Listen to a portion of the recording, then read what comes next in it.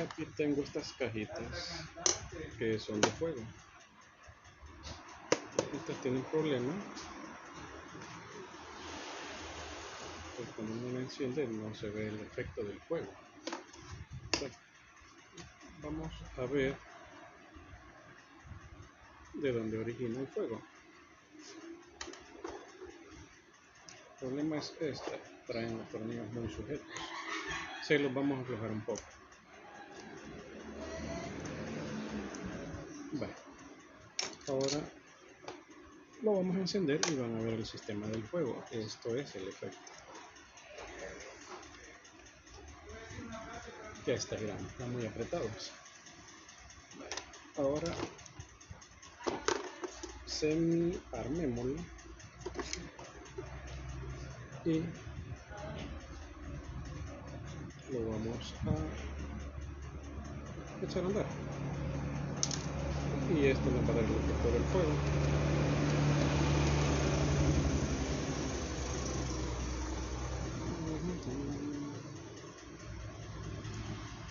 Están como en estado. No he pasado videos porque estaba atareado. Estaba reparando todo eso que está allá abajo. Vean, cuando pusimos un poco el tornillo.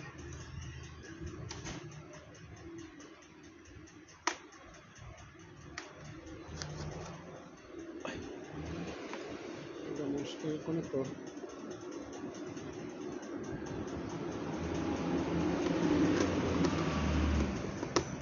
Así es el problema finalmente, ¿no?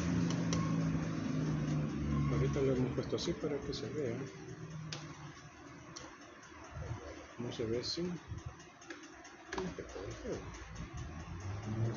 Un poquito del fuego y vamos a ver que ya tenga la rotación para que pueda verse el efecto del fuego. Lo vamos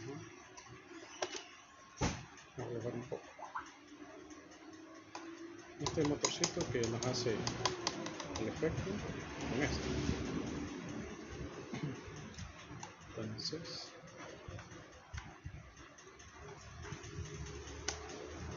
aquí está girando. Lo vamos a meter. Mira, ahí está el efecto del fuego. Muy bonito. Saluda el profe Joaquín Hernández. Ay, no voy a desarmar el fuego. Y vamos a poner con tornillos.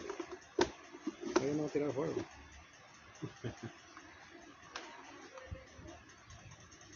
Hagamos los tornillos, no vaya a ser.